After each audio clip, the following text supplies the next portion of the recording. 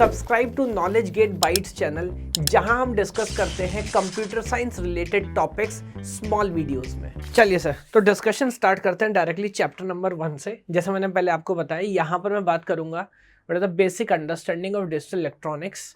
क्या हिस्ट्री है, क्या मोटिव है सब्जेक्ट को पढ़ने का, और गेट में इसका वेटेज है 0 मार्क का। तो थोड़ा अजीब है कि मैं इस टॉपिक से शुरू कर रहा हूँ, बट ट्रस्ट मी, जब तक सब्जेक्ट का पूरा पर्सपेक्टिव, पूरी अंडरस्टैंडिंग नहीं समझ आती ना, अपन हवा में गोली चलाते रहते हैं।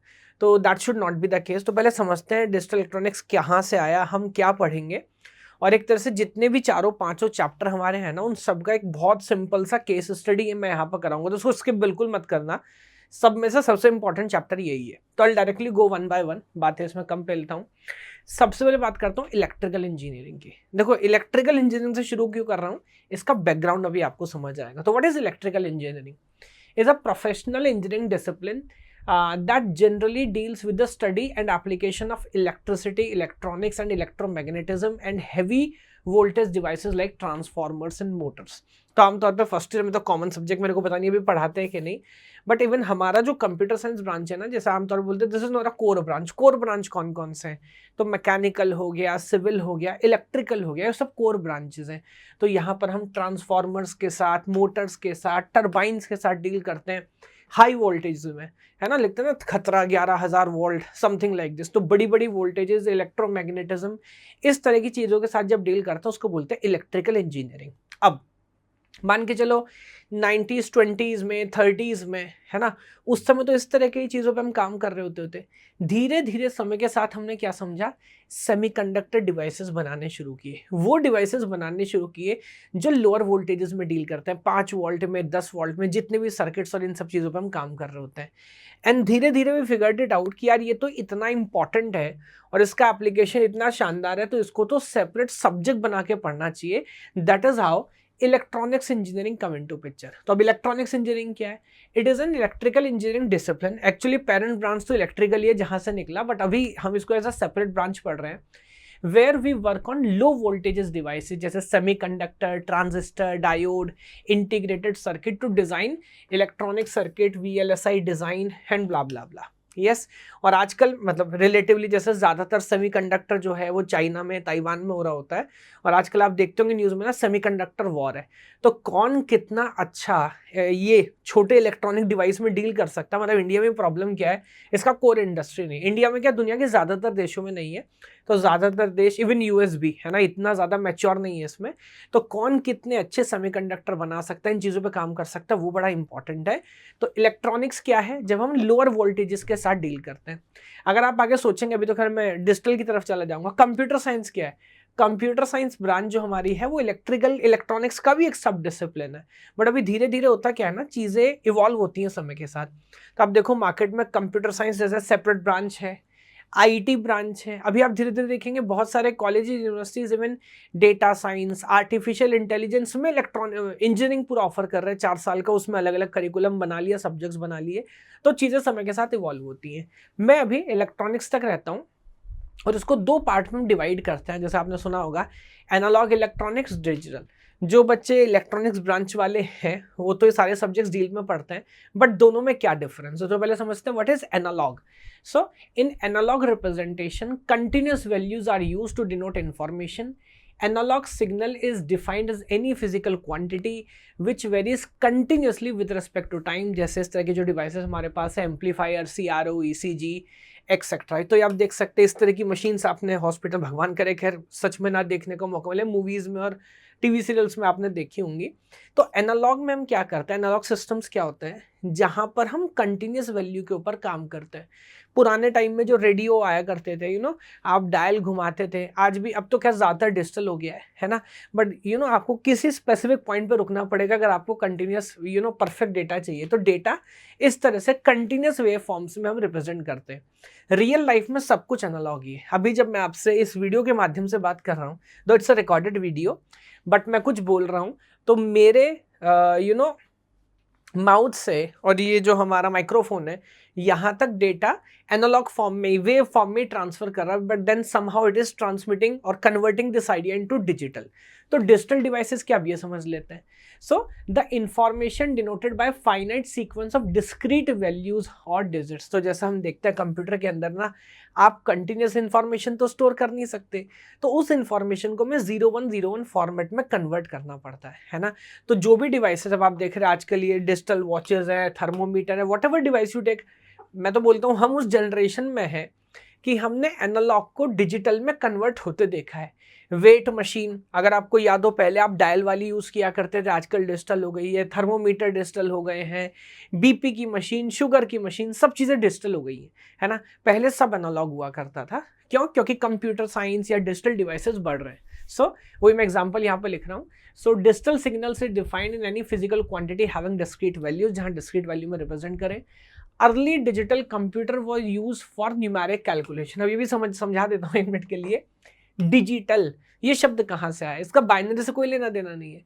तो स्टार्टिंग में जब हमने कंप्यूटर बनाए थे, उनका बेसिक काम था कंप्यूटेशन करना। So the discrete elements were the digits. तो बेसिकली जो एलिमेंट जिस पर हम काम करते थे, डिजिट्स बोलते थे, 1 2 3 4 5 6। इन डिजिट्स पे काम करते करते डिजिट से बन गया डिजिटल, है ना। ये इसका बैकग्राउंड है।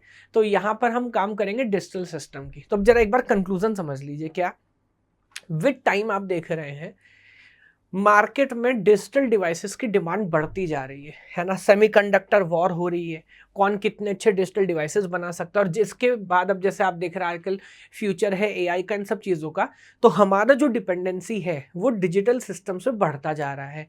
क्या कारण है? कंप्यूटर साइंस में बोलते ज़रूर कंप्यूटर साइंस है, बट यहाँ पर आप नोटिस करें कि आपको सिर्फ 2 ही सब्जेक्ट ऐसे हैं, डिजिटल और उसके बाद जो वीडियो में लाने वाला हूँ आर्किटेक्चर, जो थोड़ा सा हार्डवेयर ओरिएंटेड है। तो इसका भी एक बेसिक अंडरस्टैंडिंग आपको देते हैं। क्यों? क्योंकि मार्केट में इनकी डिमांड है, डिजिटल डिवाइसेस के एडवांटेजेस हैं। इसी यही कारण है कि समय के साथ ये एनालॉग डिवाइस को रिप्लेस कर रहे हैं। तो अगर कुछ इंपॉर्टेंट कंक्लूजन्स मैंने यहाँ पे लिख के रखे, अगर मैं आपको याद दिलाऊं, जैसे डिजिटल डिवाइसेस को डिज़ाइन करना आसान है। अब डिज़ाइन करने से मेरा ये मतलब नहीं कि बहुत डिटेल में जाके, लेकिन अगर आप सोचें एक लेवल के बाद एक डिजिटल कंप्यूटर डेस्कटॉप असेंबल करना है, तो उसके लिए कोई बहुत इंटीग्रेशन डिफरेंशिएशन आना हो ज़रूरत नहीं है। आपको पता है एक मदरबोर्ड लगेगा, छोटे छोटे कंपोनेंट्स आप खरीद के ला सकते हो। एक प्रोसेसर लगेगा, एक पावर सप्लाई लगेगी, एक कैबिनेट लगेगा, दैट इज़ हाउ एक प्रोसेसर लगेगा, that is how you can assemble a desktop. कर सकते हैं, तो वो बनाना रिलेटिवली आसान है। स्टोरेज, जितना डेटा इतना इतना इतने साइज की पेन ड्राइव, मैं अभी 2 दिन पहले चेक कर रहा था, है 10,000 की, बट स्कैन डिस्क की इतना आधी उंगली के बराबर की पेन ड्राइव इज 1 टेराबाइट। तो जो साइज आप इधर स्टोर कर सकते हो एनालॉग डिवाइस, वो पॉसिबल नहीं वहां पे वो इंफॉर्मेशन स्टोर करना। एक्यूरेसी एंड प्रिसीशन, कोई नॉइस नहीं है, कोई डिस्टॉर्शन नहीं है, डिजिटल कैमरा है आज के टाइम पे, हर चीज़ धीरे धीरे डिजिटल हो रही है, वो सारे एडवांटेजेस यहाँ पर आ जाते हैं। मॉड्यूलैरिटी एंड फैब्रिकेशन, वही अलग अलग कंपोनेंट्स हैं, उनमें आप रिप्लेसमेंट किया जा सकता है। फैब्रिकेशन, कितने छोटे से छोटे साइज में, तो इतना सा जीपीयू कितना डेटा पे काम कर पा रहा होता, कितनी प्रोसेसिंग कर पा रहा है, वो सारे एडवांटेज हमें मिलते हैं। और कॉस्टिंग रिलेटिवली बहुत कम है ना। तो डिजिटल डिवाइसेस में आप देखोगे समय के साथ उल्टा हो रहा है, कॉस्टिंग बढ़ नहीं रही है, समय के साथ उल्टा कॉस्टिंग कम हो रही है। तो यही सारे रीजन है जिस वजह से हम ये सब्जेक्ट पढ़ रहे हैं। इसका मतलब पर्सपेक्टिव समझिए, कुछ प्रॉब्लम नहीं है, कुछ प्रॉब्लम हो सकती है। जैसे एक सबसे बड़ी प्रॉब्लम क्या, जो मैं आपसे एग्जाम्पल बता रहा था, मैं जब आपसे बात कर रहा हूँ तो एनालॉग सिग्नल्स के थ्रू कर रहा हूँ, है ना, मेरे मुंह से वेवफॉर्म्स बाहर आ रहे हैं, आपके कानों में जब आवाज आ रही है वो भी एनालॉग फॉर्म के थ्रू आ रही है। तो रियल लाइफ में सब कुछ एनालॉग चलता है, लेकिन अब हमें क्या करना पड़ता है, बार बार कन्वर्जन करना पड़ता है। तो ये माइक्रोफोन पहले से डिजिटल फॉर्मेट में कन्वर्ट करेगा, फिर हम यूट्यूब पे अपलोड करेंगे, फिर यूट्यूब के सर्वर पे स्टोर होगी, फिर वहाँ से आपके फ़ोन तक आएगी, आपके डेस्कटॉप तक आएगी, फिर दोबारा एनालॉग फॉर्म में कन्वर्ट होकर माइक्रोफोन या स्पीकर के थ्रू आप तक पहुँचेगी, है ना। तो इस वजह से थोड़ा सा डिस्टॉर्शन जरूर आता है, एकदम परफेक्ट नहीं आएगा, थोड़ा रियल आइडिया जरूर वहाँ पर लॉस होगा। मतलब फॉर एग्जाम्पल इस चीज़ को आप फील कर सकते हैं, कहीं लाइव म्यूजिकल कॉन्सर्ट हो रहा है, आप वहाँ पे जाके लाइव बैठिए जहाँ पे आपके सामने रियल इंस्ट्रूमेंट्स प्ले हो रहे हैं, कोई गा रहा है, उस जगह का जो वाइब्रेशन, जो म्यूजिक, जो रियलिस्टिक आइडिया होगा ना, उसका कोई सप्लीमेंट नहीं है। आप कोई स्पीकर लगा लो, आप बॉस का लगा लो, किसी और कंपनी का लगा लो, हारमन का लगा लो, आपको कभी वो क्वालिटी नहीं मिल सकती जो रियल उस चीज़ में मिलेगी जब आप लाइव म्यूजिक सुनोगे। ये एक पर्सनल अंडरस्टैंडिंग मेरे को लगता है कि हाँ, उस लेवल पे दोबारा आप उस आइडिया को जनरेट कभी नहीं कर सकते, तो थोड़ा डिस्टॉर्शन तो होता है। And that is the reason कि जैसे गवर्नमेंट ऑफ इंडिया भी आजकल आप देखते हैं ना डिजिटल इंडिया, तो हर चीज़ हम डिजिटल लेवल पे लेके जा रहे हैं। बट ये होगी कैसे? जब डिजिटल डिवाइसेस हमारे पास होंगे, है ना। फिर चाहे वो बैंकिंग है, चाहे एजुकेशन है, हर जगह डिजिटल डिवाइसेस लाएंगे तो चीज़ें धीरे धीरे डिजिटल की तरफ आगे बढ़ेंगी। तो यहाँ तक मेरे ख्याल से मैं आपको ये समझा पा रहा हूँ कि इस सब्जेक्ट की बेसिक अंडरस्टैंडिंग लेना क्यों ज़रूरी है। Digital electronics, digital devices are very very important. जैसे जैसे टेक्नोलॉजी आगे जा रही है और ज़्यादातर चीज़ें जो पहले एनालॉग हुआ करती थी ऑर्थोडॉक्स फैशन में, अब वो भी डिजिटल बन चुकी है। यस, अब थोड़ा सा एक बार समझते हैं इसका मैथमेटिकल बैकग्राउंड क्या आया, कहाँ से सब्जेक्ट, कैसे हमने काम किया। तो देखिए, हर सब्जेक्ट के पीछे कोई ना कोई मैथमेटिकल बैकग्राउंड होता है ना, जो मैथमेटिकल आइडिया है, जो जो कंसेप्ट है जिसके ऊपर हम काम करते हैं। तो यहाँ पर जो मैथमेटिकल आइडिया है that is known as Boolean algebra. मुझे नहीं लग रहा मैं कोई नई बात आपको समझा रहा हूँ, बट एक अंडरस्टैंडिंग लेने के लिए जरूरी है। तो बूलियन अलजेब्रा कब आया मार्केट में, अभी इसको पढ़ेंगे खैर हम डिटेल में, don't worry about it. But ये मार्केट में आया अराउंड जो George Boole, that's why you call it Boolean algebra. George Boole ने इसको फर्स्ट 2 बुक्स लिखी थी। पहली बुक थी the mathematical analysis of logic 1847 में, और एक सेकंड बुक थी investigation of law of thoughts 1854 में। मतलब आप समझिए, अभी हमारे यहाँ पहला फर्स्ट रेवोल्यूशन भी नहीं हुआ था, पहला स्वतंत्रता संग्राम नहीं हुआ था, 1857 में हुआ। ये 2 बुक इन्होंने लिख दी, और उस समय इसकी कोई खास वैल्यू थी नहीं, बिकॉज कई बार ऐसा होता है ना मैथमेटिक्स में कि you develop some idea but बाद में कहीं जाके समझ आते हो कि अच्छा यार ये तो इतना इंपॉर्टेंट है, इसका एप्लीकेशन यहाँ पे। तो उन्होंने एक मैथमेटिकल अंडरस्टैंडिंग बनाई कि बूलियन अलजेब्रा क्या होगा। यहाँ पे बूलियन वेरिएबल्स होंगे जिनके बाइनरी वैल्यूज होंगे आइदर 0 और 1, कुछ सर्टेन ऑपरेटर्स होंगे, अभी हम डिटेल में पढ़ेंगे। एंड ऑपरेशन होगा, और होगा, एंड नॉट होगा। 3 फंडामेंटल ऑपरेटर्स होंगे और 2 हमारे पास ऑपरेंड्स होंगे, या तो 0 या तो 1, 2 वैल्यू के ऊपर हम काम करेंगे, और ये बात खत्म हो गई, दैट इज इट। फिर इसकी बात किसी ने इसके बारे में इन जनरल कोई बात नहीं की। देन टाइमलाइन देखते रहिएगा, 1936 ये बात थी 1950s की, उसके 1850s की, उसके 1936 मान लीजिए 80-85 ईयर्स बीत गए, 80 साल चले गए, किसने कोई बात नहीं की। Then comes the idea of Alan Turing and Church thesis and Turing machine, है ना। तो यहाँ पर भी बूलियन अलजेब्रा की कोई बात नहीं थी, but Alan Turing comes with an idea कि कंसेप्ट है ट्यूरिंग मशीन का और यूनिवर्सल ट्यूरिंग मशीन का। तो इन्होंने ऑब्वियसली कोई हार्डवेयर इंप्लीमेंटेशन नहीं किया था, बट एक आइडिया हो सकता है जहां पर हमारे पास एक मशीन होगी जो कि बाइनरी फॉर्म में 0101 फॉर्म में इंफॉर्मेशन को स्टोर करेगी, प्रोसेस करेगी। मेरा पर्सनल लेवल पे मानना है कि ट्यूरिंग मशीन क्या कर सकता है वो अलग बात है, बट अपने आप में ये आइडिया कंसीव करना कि सिर्फ नंबर नहीं, एनी पीस ऑफ इंफॉर्मेशन, वो ऑडियो हो, वीडियो हो, ग्राफ हो, दुनिया की पिक्चर हो, दुनिया की हर पीस ऑफ इंफॉर्मेशन को 0101 में फॉर्मेट में कन्वर्ट करके उसको कंप्यूटर में स्टोर किया जा सकता है। ये आइडिया एलन ट्यूरिंग ने हमें दिया, है ना। तो चीज़ अब थोड़ी थोड़ी कनेक्ट होने लगी, बट ऑब्वियसली तब तक हमारा इलेक्ट्रॉनिक्स, हमारा डिजिटल सिस्टम, हमारे कंप्यूटर्स तो नहीं थे, तो देयर वाज नो टेक्नोलॉजी कि इस आइडिया को हम तुरंत इंप्लीमेंट कर सके। तो इसलिए हम बोलते हैं hypothetical model of a digital computer. जब ट्यूरिंग मशीन का आइडिया, तो प्रॉपर डिजिटल कंप्यूटर नहीं थे हमारे पास, कोई बात नहीं। कुछ समय के बाद इन भाई साहब की एंट्री होती है जिनका नाम है क्लाउड शैनॉन। 1930s में ही मान के चलिए एलन ट्यूरिंग के साथ में ये भी काम कर रहे थे। अब ये क्या काम कर रहे थे? वाइल स्टडिंग स्विचिंग सर्किट्स, तो ये सर्किट्स पे काम कर रहे थे, इलेक्ट्रॉनिक्स में डील कर रहे थे। क्लाउड शैनन का नाम है और इन्फॉर्मेशन थ्योरी में बड़ा नाम है, हो सकता है किसी सब्जेक्ट में आपने पढ़ा भी हो। Observe that one could also apply the rules of Boolean algebra in this setting. अब इनको ये समझ आया सडनली कि अगर मेरे को डिजिटल सर्किट्स बनाने हैं, सिस्टम्स बनाने हैं, तो जो मैथमेटिकल फाउंडेशन है बूलियन अलजेब्रा की, जो 1850s में दी गई थी, वो सेटिंग यहाँ पर अप्लाई हो रही है और उस बेस पे चीज़ें आगे बढ़ सकती हैं। तो दिस वाज द मैन। आप ऐसा समझो कि जो मैथमेटिकल बैकग्राउंड लिया वो लिया जॉर्ज बुली से, बूलियन अलजेब्रा से, और जो कंसेप्ट था कि बनाना क्या है वो मोटिवेशन दी एलन ट्यूरिंग ने with the idea of Turing machine. And then somehow इन्होंने उसके ऊपर काम करके इलेक्ट्रॉनिक सर्किट्स या लॉजिक गेट्स पे काम करना शुरू किया। कुछ लोग इनको फादर ऑफ इंफॉर्मेशन थ्योरी भी बोलते हैं, है ना। तो इनका भी काम बड़ा सिग्निफिकेंट था। तो धीरे धीरे इस पे काम होने लगा, लॉजिक गेट्स बनने लगे, है ना। धीरे धीरे will build up and then comes the idea of von Neumann architecture this is 1945। अभी भी देश आजाद नहीं हुआ है, हम आजाद हुए थे 1947 में। हिस्ट्री याद करिए आप। यस, इन्होंने क्या किया, he gives an idea of a digital computer. अब आप बोलेंगे वो तो एलन ट्यूरिंग ने भी दिया था। एलन ट्यूरिंग का जो मॉडल था ना वो काफी हद तक थ्योरेटिकल था। वॉन न्यूमन ने एक आर्किटेक्चर दिया, बहुत पॉपुलर, आज भी आर्किटेक्चर की किताब में आमतौर पर पहला पेज वॉन न्यूमन आर्किटेक्चर पढ़ाया जाता है। वो क्यों? जो आइडिया इन्होंने दिया ना कंप्यूटर का, या मान लीजिए ट्यूरिंग मशीन का एक नया कंसेप्ट जो दिया इलेक्ट्रॉनिक्स बेस पे, इम्प्लीमेंटेशन बेस पे, आज तक हमारी फंडामेंटल अंडरस्टैंडिंग यही है क्या, कि सर एक सेंट्रल प्रोसेसिंग यूनिट होगी, उसके अंदर एक एएलयू होगा, एक कंट्रोल यूनिट होगी, एक मेमोरी होगी, और इस तरह से कंप्यूटर काम कर रहा होगा, है ना। आज तक हम इस मॉडल में इंप्रूवमेंट करते आए हैं।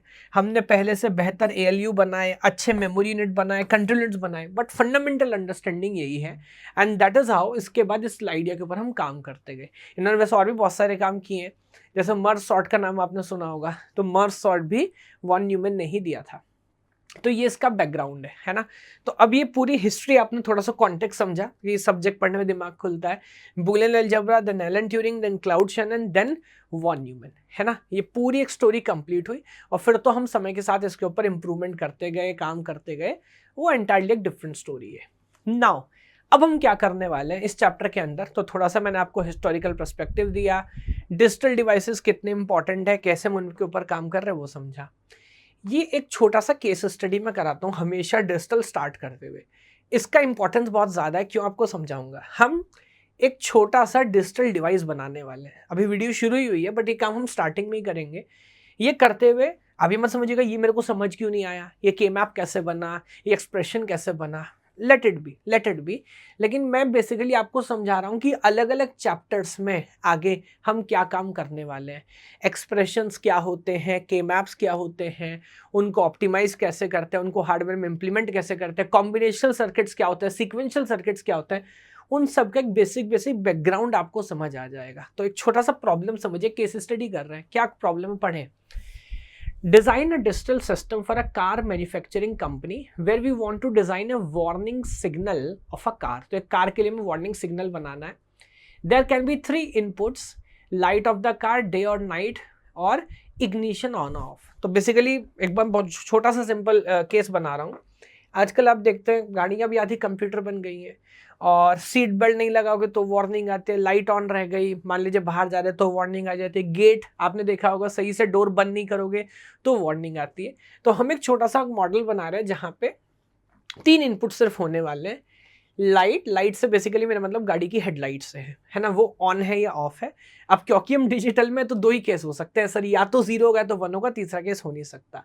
देन डे, दिन है या रात है, गाड़ी खुद जज कर पा रही है इस बात को, एक फोटो डायोड मान लीजिए लगा हुआ है। And then you have an engine, कि गाड़ी का जो इग्निशन है, जो इंजन है वो ऑन है या ऑफ है। अब ध्यान से देखिए क्या केस बन सकता है। इसका मतलब लाइट बंद है, 0 मीन्स बंद है ऑब्वियसली, डे 0 मतलब रात है, और इंजन 0 मतलब इग्निशन भी ऑफ है। इस केस में कोई वार्निंग आनी चाहिए क्या? आई डोंट थिंक वार्निंग की जरूरत। गाड़ी शायद गैराज में खड़ी हुई है, कोई प्रॉब्लम नहीं, रात भी है, लाइट बंद है, and there is nothing wrong. अब यहाँ देखिए, इंजन ऑन है, डे नहीं है तो रात है, बट लाइट भी ऑफ है, देयर इज अ प्रॉब्लम। अगर रात है और इंजन ऑन है तो लाइट भी ऑन होनी चाहिए, इजंट इट? तो यहाँ पर मेरे को चाहिए वार्निंग। देखो बात समझ आ रही है क्या? इस तरह से खुद गेस कर सकते हो कि अगला केस देखो, 0 1 0, अभी दिन है, इंजन भी ऑफ है, लाइट भी ऑफ है, तो कोई बात नहीं, आई थिंक अभी भी कोई इशू नहीं है, गाड़ी आमतौर पे खड़ी हुई है, बंद खड़ी हुई, कोई दिक्कत नहीं है। यहाँ देखिए, दिन है, इंजन ऑन है, लाइट बंद है, अगेन नो इशू। अगर दिन है तो लाइट की मेरे को जरूरत नहीं है। अब यहाँ देखिए, रात है, इंजन ऑफ है बट लाइट ऑन है, तो सबसे पॉपुलर मिस्टेक है, कई बार लाइट ऑन रह जाती है, बैटरी खत्म हो जाती है, फिर गाड़ी स्टार्ट भी नहीं कर पाएंगे, वार्निंग आना चाहिए। यहाँ देखिए, दिन है, लाइट सॉरी दिन नहीं है, रात है, लाइट ऑन है, इंजन भी ऑन है, परफेक्ट है, रात में कोई गाड़ी चला रहा है, नो वर्क, सॉरी परफेक्ट है ना, तो यहाँ भी वार्निंग नहीं होनी चाहिए। और लास्ट के दोनों केस तो ये कॉन्ट्राडिक्टरी है, अगर दिन है और लाइट है, दिन है और लाइट है तो वार्निंग आना चाहिए। सो लेट मी क्वेस 1 जब भी हम कोई डिजिटल डिवाइस बनाते हैं, जैसे यहाँ पे हम एक वार्निंग सर्किट बनाने वाले हैं, स्टेप नंबर 1 होता है हमारा ये ट्रुथ टेबल समझना। तो बेसिकली हम पहले प्रॉब्लम समझते हैं, प्रॉब्लम के बेस पे हम समझते हैं कि कौन कौन से हमारे इनपुट पैरामीटर होंगे। जैसे यहाँ पे 3 पैरामीटर थे कि लाइट ऑन है या ऑफ है, दिन है कि रात है, और इंजन हमारा काम कर रहा है कि नहीं। एंड बेस्ड ऑन दैट हम कोई आउटपुट जो भी फंक्शनैलिटी हमें करनी है, यहाँ एक वार्निंग सिग्नल बनाना है, तो बेस्ड ऑन दैट हमने ट्रुथ टेबल बना लिया। कंप्यूटर में क्योंकि हर चीज 0-1 में ही होती है, तो किसी इंफॉर्मेशन को मैसेज तो लिख नहीं सकते, तो ट्रुथ टेबल भी 0-1 फॉर्म में ही हम बनाते हैं, है ना। तो पहला स्टेप हमने गाड़ी की जो वार्निंग सर्किट हम बना रहे हैं वो हमने कंप्लीट कर लिया। स्टेप नंबर 2, अब देखिए, क्योंकि हमें इस पे मैथमेटिकली बहुत सारा काम करना है, तो अगर इस इंफॉर्मेशन को हम टेबल फॉर्म में ही रखेंगे तो उसके ऊपर काम करना लॉन्ग रन में हमारे लिए थोड़ा सा मुश्किल हो जाता है ना। तो अब हम इसको एक एक्सप्रेशन में कन्वर्ट करते हैं। इसको एक्सप्रेशन में कन्वर्ट, जिसको बोलते हैं बूलियन एक्सप्रेशन, आपने सुना होगा। एक्सप्रेशन में कन्वर्ट करने के भी 2 तरीके हैं, क्या है समझिए। देखिए, मेरे जो सबसे काम का जो कॉलम है ना, वो थर्ड कॉलम है, वार्निंग वाला कॉलम, है ना। अब 2 बातें नोटिस करने वाली है इसमें सर। 2 ही पॉसिबल वैल्यू हो सकती है, या तो 0 हो सकता है, आप नोटिस कर रहे हैं, या तो 1 हो सकता है। मेरा सवाल आपसे ये है, क्या हमें दोनों बातें याद करने की जरूरत है क्या? बिकॉज आइदर इट इज 0 और 1।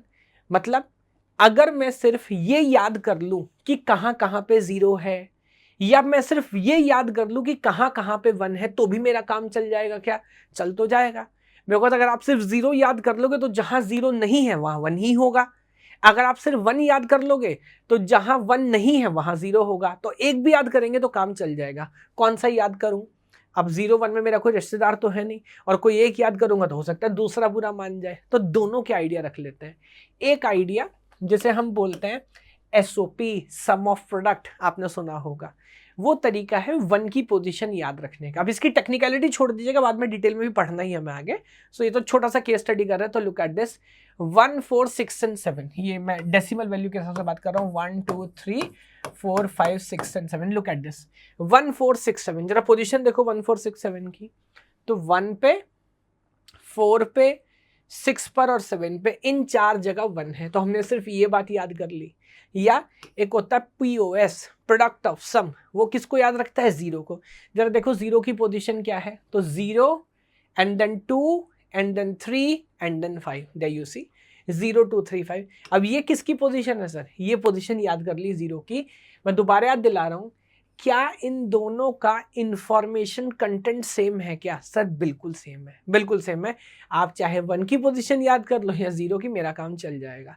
तो अगला काम है टेबल से इस तरह का बूलियन एक्सप्रेशन बना लेना। अब ये जो बूलियन एक्सप्रेशन बनाया हमने, मान लीजिए मैं फिलहाल फर्स्ट वाले की बात कर रहा हूँ, 1 वाले को याद करने की, है ना। इसको हम कन्वर्ट करते हैं बूलियन एक्सप्रेशन में। अब आप चाहो तो मैं वो भी टर्म आपको दिखा देता हूँ, हालांकि अभी ये मत समझिएगा कैसे हो रहा है, बाद में डील करेंगे। अगर मैं ABC इनका नाम रख लूँ, सो AB, सो जहाँ 0 होता है वहाँ लगाते हैं बार, तो ये टर्म क्या बन गई? A bar B bar C, क्योंकि वहाँ पे 1 है तो वहाँ C रहने दूंगा। इधर बोलो क्या होगा? इधर होगा A B बार C बार। इधर बोलो क्या होगा? इधर होगा A B C बार, और इधर क्या होगा? ABC। ये चारों हमारे बन गए अलग अलग टर्म, और इन टर्म को यहाँ मैंने करके इस फॉर्मेट में लिख लिया। तो एक बढ़िया स्वस्थ सुंदर टिकाऊ SOP एक्सप्रेशन बन के हमारा तैयार हो गया। अब दूसरा काम क्या करना है? क्या इस एक्सप्रेशन को डायरेक्ट हार्डवेयर में जाके इंप्लीमेंट कर देना है? अभी नहीं करना। एज एन इंजीनियर हमारी ड्यूटी है कि हम हर चीज को वैलिड प्रूफ करने के बाद एक बार ऑप्टिमाइज करने की भी कोशिश करें। तो इसको भी करेंगे सर, इसको क्यों छोड़ेंगे? तो ये हमारा एक मेथड है जिसे बोलते हैं के मैप और कारनॉट मैप। तो आगे इस पर भी डिटेल में बात करूंगा।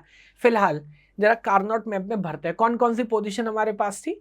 वही 1 and then 4 and then 6 and then 7। So 1, 4, 6 and 7। तो इसमें अगर आप ऑप्टिमाइज करने की भी कोशिश करेंगे तो इसका तो कोई पेयर बनेगा नहीं। जिन लोगों को थोड़ा सा बैकग्राउंड है दे कैन अंडरस्टैंड कि मैं क्या कर रहा हूँ, अदरवाइज घबराना मत, आगे काम करूंगा इसके ऊपर दोबारा से। ये 2 पेयर बनते मुझे नजर आ रहे हैं। तो ये टर्म बोलो क्या बनेगा? ये बनेगा A bar B bar C, ये बनेगा AB, एंड ये वाला टर्म हमारा बनेगा A C बार। ये हमारा हो गया ऑप्टिमाइज्ड बूलियन एक्सप्रेशन। तो ये हमने ऑप्टिमाइज बना लिया। अब इससे कम खर्चे में इसको इंप्लीमेंट नहीं कर सकते यूजिंग दिस बूलियन अलजेब्रा। तो अब अगला और आखिरी काम हमारा क्या होगा? इसको फाइनली हार्डवेयर में इंप्लीमेंट करना। तो ये मैंने पहले से बना के रखा हुआ है जो हमने बना लिया था। कैसे इंप्लीमेंट करेंगे? बहुत सारे तरीके हो सकते हैं। जैसे यहाँ देखिए, मान लीजिए मैं 3 लाइन बना लेता हूँ। ये लाइन A को रिप्रेजेंट कर रहा है, ये बी को, ये सी को। पहला क्या काम करना है, ए और बी का हमें एंड परफॉर्म करना है। तो ये ए से इनपुट लिया, ये सी से इनपुट लिया, यहाँ एक बबल लगा दिया कॉम्प्लीमेंट, तो यहाँ से मेरा ए सी बार आ गया। फिर मेरे को क्या करना है, ए बी का एंड करना है। तो यहाँ से मैंने ए लिया, यहाँ से मैंने बी लिया, ए बी का एंड कर लिया। तीसरा काम क्या करना है, ये थोड़ा बड़ा काम है। तो ए का इनपुट तो आई थिंक तीनों से आएगा, ए और सी पर हमने बार लगा दिया, और इन तीनों के साथ हमें क्या करना है, नोटिस करिए, इन तीनों का हमको और ऑपरेशन परफॉर्म करना है। ये हमारा वार्निंग सर्किट बन के तैयार हो गया, and that will be all. कायदे से बस यही है डिजिटल इलेक्ट्रॉनिक्स, कि आपने एक प्रॉब्लम समझी, उस प्रॉब्लम के लिए ट्रुथ टेबल बनाया, उस ट्रुथ टेबल को एक एक्सप्रेशन में कन्वर्ट किया, उस एक्सप्रेशन को के मैप से ऑप्टिमाइज किया, और ऑप्टिमाइजेशन होने के बाद आपने उसको इम्प्लीमेंट कर दिया, है ना। तो आई थिंक एक ओवरऑल अंडरस्टैंडिंग आपको यहाँ तक समझ आई होगी, यो बेसिक आइडिया, और यही हमारे चैप्टर्स हैं। तो अगर मैं बात बताऊं तो अब हमें, जैसे मैंने पहले भी आपको इंट्रोडक्शन में बताया है, हम पहले बूलियन अलजेब्रा समझेंगे, इसके बाद डिटेल में लॉजिक गेट समझेंगे, एक्सप्रेशन समझेंगे, देन के मैप, और फिर दो अलग अलग तरह के circuit, combinational circuit and sequential circuits, और सबसे लास्ट में बात करने वाले नंबर सिस्टम की, है ना। अगेन मैं एक बार फिर से याद दिला रहा हूँ वीडियो के बीच में, ये वीडियो ऐसा नहीं कि 2x पर चला के आपने 5 घंटे 7 घंटे 8 घंटे में कंप्लीट किया। Don't do that. इस कंटेंट को मैं क्लास में थोड़ा थोड़ा पढ़ाता हूँ, फिर एक दिन का बच्चों को गैप मिलेगा, फिर वो कुछ सीखेंगे, फिर काम करेंगे, फिर सीखेंगे। तो इस वीडियो को अगर आप सीरियस गेट एस्पिरेंट हैं तो ऐसा मत सोचिए कि एक बार देख के खत्म हो गया, कम से कम 3 से 4 बार तो देखना ही देखना है। और देखना नहीं है, उसको गूंथना है, उसको कहता है बुनना है, उसका मनन करना है। थोड़ा थोड़ा देखो, फिर काम करो, फिर देखो, फिर थोड़ा सा लिख के देखो, उसका नोट्स बनाओ, जो प्रॉब्लम दे रहा हूँ खुद से सॉल्व करके देखो। अभी ऐसा नहीं देख के काम हो गया, खुद से बनाओ, देखो जरा कहाँ कहाँ 0 है, कहाँ कहाँ 1 है। के मैप अभी खैर बहुत ज़्यादा हमने समझा नहीं, बट एटलीस्ट ये के मैप बना के देखो, जहाँ जो लिखा है वो लिख के देखो, देन धीरे धीरे आपका आइडिया इसमें डेवलप होगा। यस, अच्छा, लास्ट पॉइंट जो मैं एक बार डिस्कस कर रहा हूँ, दैट इज बूलियन अलजेब्रास लॉ। तो आई डोंट थिंक कि यहाँ पे इसको मेरे को दोबारा से प्रूफ करने की ज़रूरत है, बिकॉज ये लॉ सारे कॉमन ही है, हम डीबीएस में भी पढ़ते हैं, यही लॉज हम डिस्क्रीट मैथ्स में भी पढ़ते हैं, जिसका वीडियो ऑलरेडी आ चुका है। तो कौन कौन से फंडामेंटल रूल्स हैं, वो सारे रूल्स यहाँ भी कॉमन ही हैं। तो आइडेम्पोर्टेंट लॉ, मानो ए डॉट ए या ए और ए आप करेंगे, you'll get the same value, कोई फर्क नहीं पड़ता, एक ही वैल्यू को, मतलब it's not like a plus A 2a नहीं होता डिजिटल के अंदर, it is A only. Associativity, अगर 3 लोगों के बीच में आप ऑपरेट कर रहे हैं, एंड और ऑपरेशन हमारे पास है, आगे अभी से भी और डिटेल में समझेंगे, तो किन दो में पहले परफॉर्म करो कोई फर्क नहीं पड़ रहा। तो पहले मैं बी सी को कर लूँ या ए बी को कर लूँ, सेम बात है। Commutative, A dot B dot A, same बात है। डिस्ट्रीब्यूटिव, आप देख सकते हैं कि अगर a dot B plus C है, जैसे वो ब्रैकेट ओपन करते हैं ना, so a dot B and a dot C, इस तरह से। सिमिलरली यहाँ पर एडिशन को भी ओपन कर सकते हो, तो a और b इधर आ जाएगा, a और c इधर आ जाएगा। तो जितने भी बूलियन अलजेब्रास लॉ हैं, सेकंड लॉस कौन से होते हैं, this is very important, De Morgan, ये तो बहुत काम आता है। क्या, a और b का होल कॉम्प्लीमेंट अगर आप करेंगे, so that is a bar dot b bar. Similarly यहाँ देखिए, a डॉट बी का होल कॉम्प्लीमेंट करेंगे, it is a bar plus b बार। तो आइडिया बेसिकली क्या, नोटिस करें, अंदर का ऑपरेटर चेंज हो रहा है। तो अगर a प्लस का होल बार करेंगे तो a का बार हो जाएगा, b का बार हो जाएगा, बट बीच में डॉट हो जाएगा। अगर इसका होल कॉम्प्लीमेंट करेंगे तो a bar b bar, but ये डॉट का और हो जाएगा, like this. Identity, these are very very important, इनका फंडामेंटल मैथ भी एकदम सेम है जो डिस्क्रीट में हम पढ़ते हैं। तो वैसे तो जब लॉजिक गेट पढ़ लेंगे तो आई थिंक इसकी ज़्यादा रिलेवेंस आपको समझेगा, फिर भी अभी मैं एक बार इंट्रोड्यूस कर रहा हूँ। तो 0 के साथ और करने पे you get nothing, same value मिलता है। एंड करने पे 0, 1 के साथ और करेंगे 1 मिलेगा, 1 के साथ एंड करेंगे you get the same value. Complementation, 0 का कॉम्प्लीमेंट 1, 1 का कॉम्प्लीमेंट 0, कॉम्प्लीमेंट के साथ एंड करने पे यू गेट 0, कॉम्प्लीमेंट के साथ और करने पे यू गेट 1। सेट थ्योरी का जितना अंडरस्टैंडिंग वो सब यहाँ काम कर रहा होता है। And involution is like A bar and then उसका बार करेंगे, देन मतलब डबल कॉम्प्लीमेंट करेंगे, you will get back the same value. अभी मैं इसको भी होल्ड पे रख रहा हूँ, मैंने जस्ट इंट्रोड्यूस कर दिया, स्लाइड बीच में आ गई, बट लॉजिक गेट्स पढ़ने के बाद इन लॉस को आप और अच्छे से ऑब्जर्व कर सकते हो, है ना। So that is all in chapter number 1। अभी चैप्टर नंबर 2 में हम बात करेंगे बूलियन अलजेब्रा लॉस अगेन, तो इन लॉस की बात डिटेल में बात करूंगा एंड लॉजिक गेट्स। तो वेरी वेरी इंपॉर्टेंट चैप्टर, और इस चैप्टर से 1 से 2 मार्क का वेटेज आप 100% एक्सपेक्ट कर सकते हो। Yes okay. अभी भी आप में से 75% से ज्यादा स्टूडेंट्स ने सब्सक्राइब नहीं किया है, so please like share and subscribe.